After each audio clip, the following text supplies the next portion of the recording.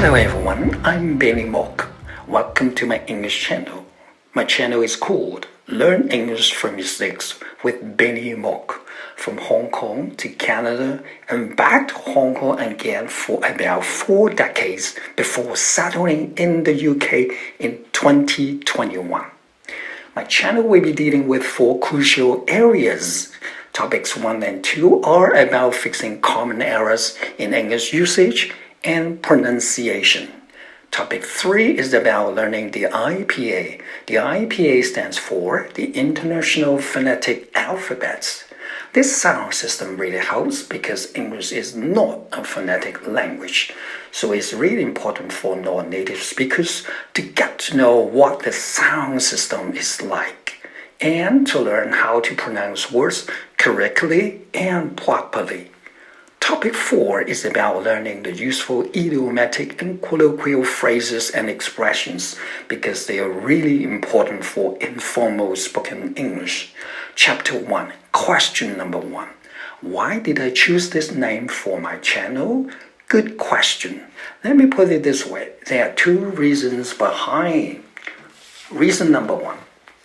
Learning from mistakes is the only effective way, key, secret to making improvements. As you know, it's easy for us to make mistakes when trying something new, right? It makes sense. It's so natural, normal, understandable, and even worse, it is not avoidable to make mistakes when learning some skills. See? Especially for a clumsy person like me. You got that? But the most important point is we should do our very best to avoid making the same mistakes again and again. Otherwise, the wrong versions of sayings will be there forever. You know what? It's really difficult for us to change or fix our bad habits once they have been made. It's so alarming and worrying. Does it make sense to you? That is to say, self-correction or self-awareness is the only solution to fix this problem. We have to be determined to correct the common errors ourselves. Otherwise, no one can help us. Let me make it clear here. Being perfect is our ultimate goal that we need to strive for. But right now, we need to focus on connection and better communication with native speakers when conversing with them. Okay? At this stage, we should aim at clarity, accuracy, instead of fluency, because fluency can be achieved later on if we keep practicing it. Okay? Reason number 2. One thing we have to bear in mind is that repeated and silly grammatical and pronunciation errors can be misleading, confusing, annoying, frustrating, embarrassing, offensive, irritating, and even worse, insulting to native English speakers. So think about the bad consequences. In fact, the errors reflect badly on the English proficiency of the non-native speakers. Furthermore, some errors very often change the meaning of what the non-native speakers are trying to say, such as, if you would like to use a phrase, having a checkup in a clinic, then it would be totally make sense to native speakers. But if it turns out to be a phrase like having a body check in a clinic, then it would be totally ridiculous to native speakers. Why? How come?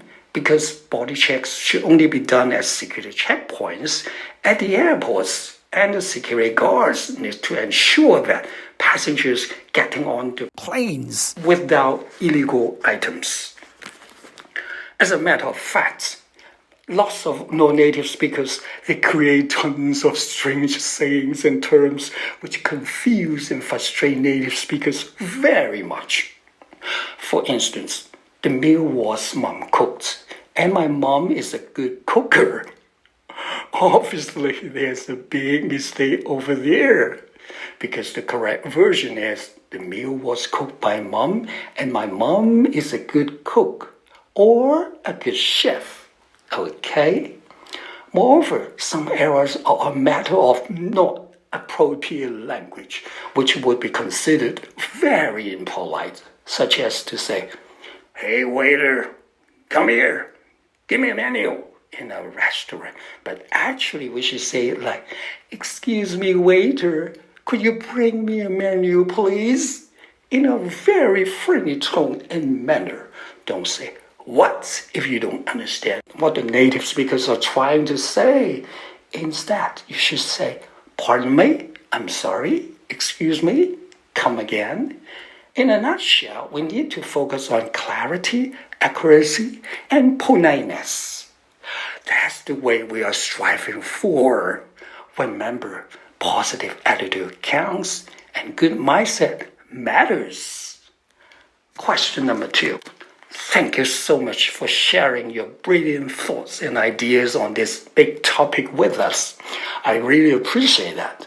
Now let's move on to question number 2. Benny, are you a new YouTuber? Would you like to say something about yourself briefly in a few words?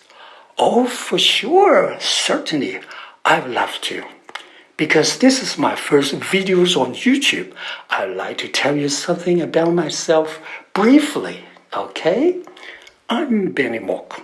I was born and raised in Hong Kong, but I've been passionate about learning real, natural, and native English. In addition, I'm crazy about learning the IPA, the International Phonetic Alphabet, because this system helps me pronounce words correctly and properly. My dream finally came true when I first immersed myself in English-speaking environments in Windsor, Ontario, Winnipeg, Manitoba, Canada, from 1981 to 1984, when I was a foreign student over there. And I got my degree from the University of Manitoba in December 1984. And then I went back to Hong Kong to get a job and stayed there for almost 4 decades. I must admit that I'm very grateful to my Canadian friends, some professors, 2 landlords who taught me tons of useful idiomatic and colloquial expressions and phrases in the 1980s. Because native speakers use them a whole lot in their casual conversations. It goes without saying that my studies in Canada were eye-opening and memorable for me. Right now in the UK, I'm fortunate enough to have a great friend of mine, Peter Dawson, my English teacher, expert, coach, master, take my English to the next level, and I do owe him one. Thanks a trillion, teacher Peter. To conclude, English changed my whole life because it actually widens my horizons. Last but not least, I would like to share some good old sayings, quotes, mottos with you here. Number 1, put it into practice from now on if you like to speak better, beautiful, and polite English. Number 2, remember, for good spoken English, it's have practice and have confidence. Number 3, perfect practice makes perfect, because the more you practice, the more comfortable and confident you will feel. Number 4, every master was once a beginner, so be motivated and unlock your full potential and your curiosity. Okay? Number 5, learning by doing. We should not just learn English. We must use it and live it as much as possible. Remember, immersion is the key. And number 6, language is just a tool for communication and connection. So we should not just treat it as a school subject. Don't forget to subscribe, hit the like button, leave your constructive comments below, because your opinion matters. And most importantly, recommend your great friends to this terrific channel, because I would like to make this channel my full-time job and also my lifelong career. Hope you like it, my buddies. Thank you so much from the bottom of my heart. Goodbye. See you in no time in chapter 2. Goodbye.